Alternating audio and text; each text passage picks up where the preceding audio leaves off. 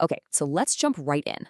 We're stepping into what's basically a high-stakes emergency meeting of the Heavenly Council. A really serious accusation has just been thrown at the creator, and this explainer, it's all about his direct and honestly pretty shocking response. And boom, there it is. The accusation that stops everything cold, coming from a council member, Lord Blue. He's saying the creator is rigging the system, manipulating souls just to make his numbers look good. I mean, that's a charge that cracks like thunder in heaven, and it absolutely demands an answer. So how does the creator respond? He doesn't send a messenger. He appears before the council himself. And what he says isn't just a simple denial. No, it's a complete teardown and rebuilding of the entire purpose of his grand project, starting with humanity itself. The creator's first line of defense is, well, it's a wild one. He basically argues that the council is fundamentally misunderstanding the whole point of Earth. He says it's not some factory for souls. It's something much, much tougher.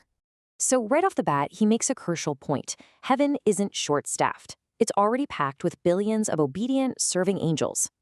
The goal of the whole Earth experiment was never to just crank out more blind followers. He's after a totally different kind of being. He lays out his definition of Earth. He calls it a soul school, a divine training ground, a cosmic boot camp. The whole point isn't just to exist, but to actively build skills and charge up a kind of spiritual power source, what he calls mystic fire. It's all about becoming something more. And this, right here, just nails the end game. See, he doesn't want more powerless servants who just stand around waiting for orders.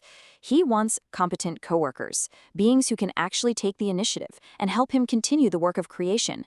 It's a huge shift from passive obedience to active partnership. So, what does it take to graduate from this Earth Soul School? Well, according to the creator, the application for heaven is pretty demanding. You need that reservoir of mystic fire, for starters. You need a resume of actual, useful skills. You need a logical mind, not just blind faith. And maybe most importantly, he needs perfected warriors, not a bunch of passive choir boys. Okay, so keep it in mind that Earth is a school for warriors. The creator finally circles back to address that cheating accusation head-on. And his explanation, it's incredibly blunt. He basically says, hey, don't look at me. He puts the blame squarely on humanity's free will.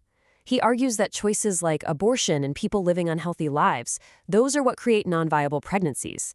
He insists he isn't causing the problem, he's just reacting to the mess that mankind has made. And this is where his response gets just audacious. He doesn't deny it. He fully admits to shuffling souls he knows are on a path to failure. He takes these worthless souls, as he calls them, and places them into pregnancies that are already destined to fail. To him, it's not cheating. He calls it sensible shuffling. Which leads to the obvious follow-up, right? I mean, if you already know a soul is going to be a failure, why bother with this whole elaborate shuffling scheme? Why not just skip the middleman and send them straight to judgment? And here's the cosmic catch-22. The creator argues that these souls, the unborn, are technically untested. They haven't actually lived a life and made choices. So if he were to judge them based only on what he knows they will do, he'd have to do the same for everyone. He'd have to prejudge every single soul, which would make the entire Earth Soul School totally pointless. So at this point, the creator's argument kind of pivots. It moves from a direct defense to a much deeper, more raw frustration. He's not just justifying his methods anymore, he's venting about the absolutely terrible quality of applicants he's getting from Earth. And man, he paints a really bleak picture of humanity. He says half the population is just completely apathetic. They don't know and they don't care about his project.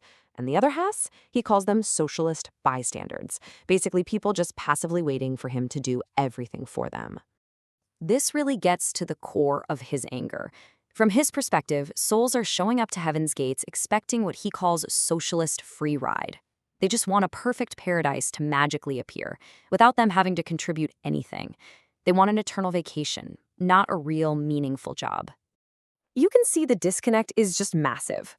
What he's trying to recruit for heaven versus what Earth is actually producing, it's like night and day. He's trying to build an army of capable, perfected warriors to fight evil, but the applicants he's getting think they're auditioning for the angelic choir. And the scale of this failure is just staggering. He then drops an absolute bombshell of a statistic on the council. 99%.